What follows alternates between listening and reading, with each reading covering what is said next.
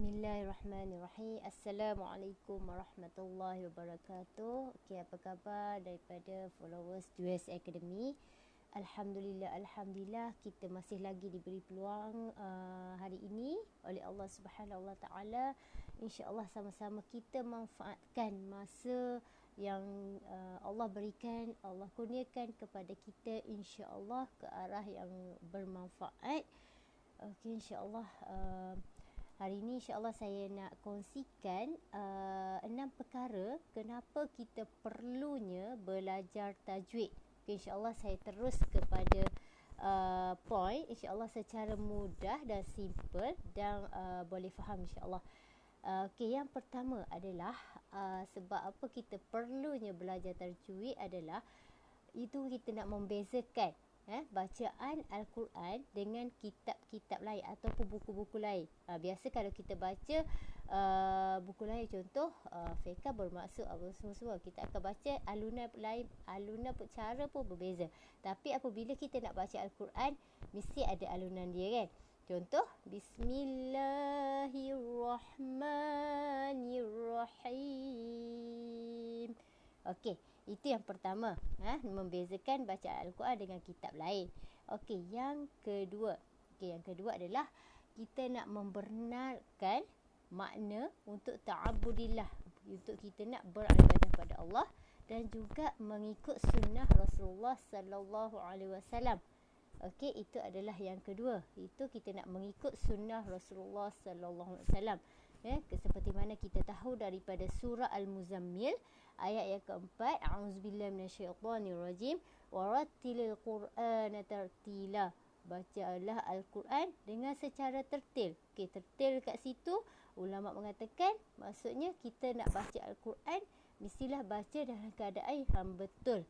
Dari sudut makhraj, mat, dengunya kat mana. Itu yang dimaksudkan. Okey, yang ketiga itu menzahirkan ijaz Al-Quran. Menzahirkan ijaz Al-Quran lughawi. Dari sudut bahasa. Contoh kita nak sebut macam sebabnya kalau kita sebut lughawi ni mungkin kepada balaghah sikit lah. Okey, saya bagi secara mudah dari sudut konsonan dan vokal, semua tu adalah sangat-sangat tersusun.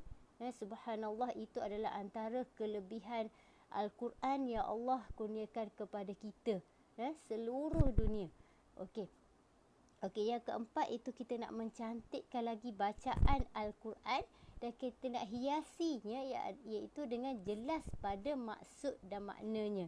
Kita nak jelaskan pada maksud dan maknanya. Subhanallah, itu adalah antara sebab kenapa kita perlunya belajar tajwid. Okey, ni saya ambil daripada sebahagian ulama yang berpendapat kenapa kita perlunya belajar tajwid. Okey. Yang kelima adalah memudahkan tadabbur dan khusyuk.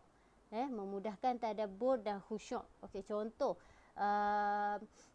okey, biasa tak kita dengar kalau orang nak hafaz Quran ataupun tahfiz, dia mesti betulkan bacaan tajwid, lagi mudah untuk dia nak hafaz. Betul. Okey, ini antaranya lah. Nombor 5 ni memudahkan tadabbur dan juga untuk khusyuk.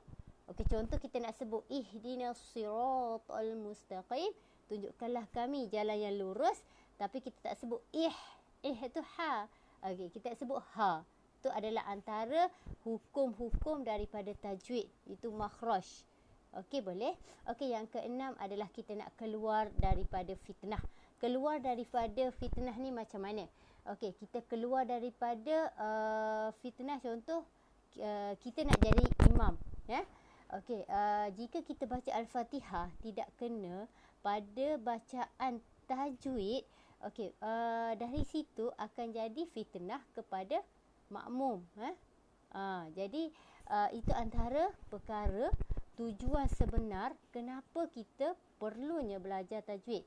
Okey, bacaan tanpa kita nak meraih hukum dan harakat akan lari pada maknanya. Okey, mestilah kita nak baca Al-Quran dengan secara tertil. Bukan saja-saja kita nak belajar tajwid, tapi Allah sudah tegaskan dalam Al-Quran, warattilil qur'ana tartila.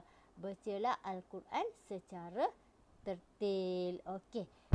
semoga bermanfaat apa yang saya kongsikan. Okey, contoh kita buat macam bacaan makhraj. Bacaan makhraj saja pun dia akan ada. Ni makhraj, cara sebutan, tidak masuk lagi pada sifat-sifat huruf. Sifat-sifat huruf macam mana? Sifat-sifat huruf adalah contoh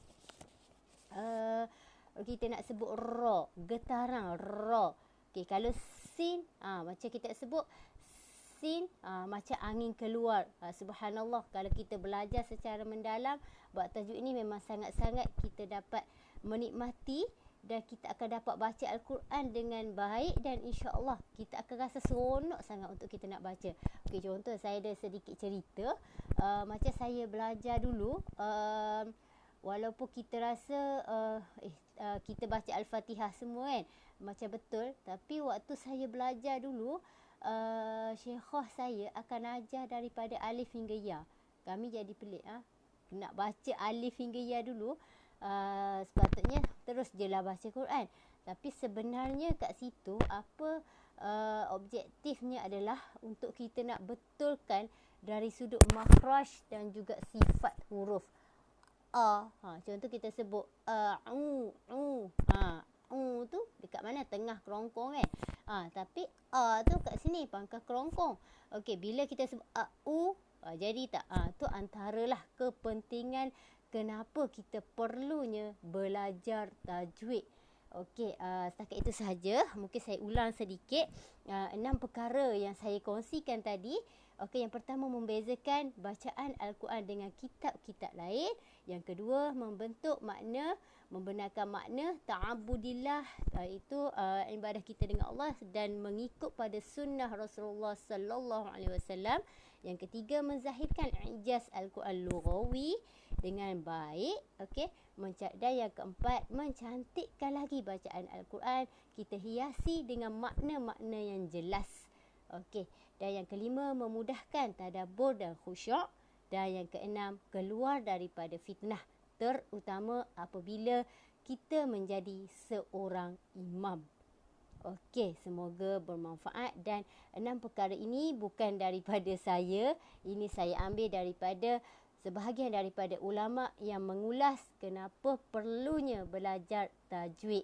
Okey, semoga bermanfaat apa yang saya kongsikan hari ini.